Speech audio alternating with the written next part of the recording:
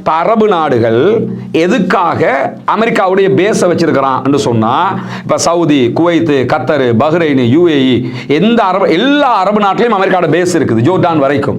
இந்த பேஸ் எல்லாம் எதுக்கு வச்சிருக்கிறான்னு சொல்லி சொன்னா, நீங்க வீட்டுக்கு காவலுக்கு போலீஸ்காரனை எதுக்கு வச்சுக்கிருவீங்க? உங்களுக்கு எவனாவது வந்து அட்டாக் பண்ணாம இருக்கிறதுக்கு. அப்படி நீங்க வச்சிருக்கிறீங்கன்னா உங்களுக்கு பக்கத்து வீட்டுக்காரனை அடிக்கிறான், அப்ப அந்த போலீஸ்காரன் எதுக்கு, என்ன தலைமுடிக்கின்ற கேள்வி வருமா இல்லையா?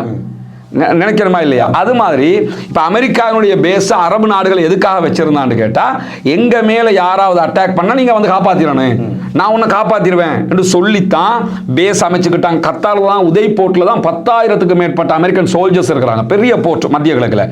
அப்ப அந்த போர்ட்டை கொடுத்தாங்க, அதுல ராணுவத்தை கொண்டு குவிச்சிருக்கிறான். கத்தாரை முழுவதுமாக அவன் கண்காணிச்சுக்கிறான். கத்தார்ல இருந்து எல்என்ஜி எடுத்துக்கிறான், கத்தார்ல இருந்து பெட்ரோலியத்தை எடுத்துக்கிறான். கத்தார் இதை தாண்டி கத்தார் அமெரிக்காவில் போய் இப்ப லாஸ்ட் அமெரிக்கா அதிபர் வந்த நேரத்தில் கூட 2 ட்ரில்லியன் 2000 கோடி US டாலர்களை கொண்டு போய் முதலீடு பண்றான். இப்படி அனைத்தையுமே அரபு நாட்டில இருந்து எடுத்துக்கிறான்ல. இதெல்லாம் எதுக்கு? எங்களுக்கு யாராவது அடிச்சா நீ வந்து தடுத்துறணும் அப்படிங்கிறதுக்கு தானே. இப்ப தடுத்தானா? தடுக்க முடியுதா? இப்ப கத்தார் பற்றி எரிந்து கொண்டு இருக்கிறது, துபாய் பற்றி எரிந்து கொண்டு இருக்கிறது. துபாய் ஆமா, இப்ப முதல்ல பேஸுக்கு அடிச்சான், இப்ப பேஸை தாண்டி இன்னைக்கு கத்தாருடைய எல்என்ஜி தயாரிப்பு தொழிற்சாலைக்கு அடிச்சுட்டான். பெட்ரோலிய உற்பத்தி செய்கிற பெட்ரோல் வயல் மாதிரி எல்என்ஜி உற்பத்தி, உலகத்திலேயே மிகப்பெரிய எல்என்ஜி ஏற்றுமதி நாடு கத்தார். அடிச்சதோட கத்தர் வந்து எல்என்ஜி தயாரிப்பை நிறுத்திட்டான். ஐரோப்பிய யூனியன்ல உடனடியாக எல்என்ஜி 50% விலை உயர்ந்திருக்குது. இப்ப நம்ம நாடெல்லாம் படாத பாடுபடும் கேஸுக்கு, கேஸ் விலை தாறுமாறா கூடிடுச்சு. அப்ப எல்என்ஜி உற்பத்தியை நாங்க நிறுத்துறோம்ட்டான் கத்தார். ரெண்டாவதாக சவுதி அரேபியா பேஸ வச்சுக்கிட்டு இருந்தது, என்ன அடிச்சா நீங்க வந்து பாதுகாத்துக்கிறங்கிறதுக்கு தானே.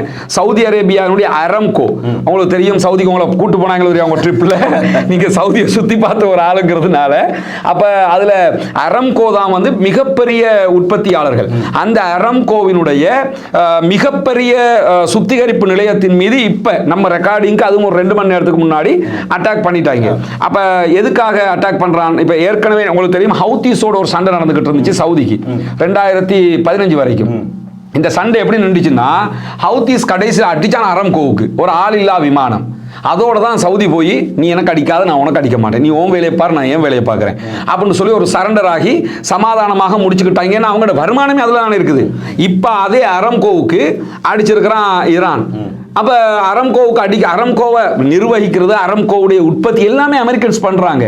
அப்படி இருக்கும்போது அரம்கோவையே உங்களால பாதுகாக்க முடியல. உனக்கு எதுக்கு 2000 கோடி கொண்டு தரணும்? உனக்கு எதுக்கு நாங்க வந்து கொட்டி தரணும்? இதை அரபு நாடுகள் யோசிக்கணும்.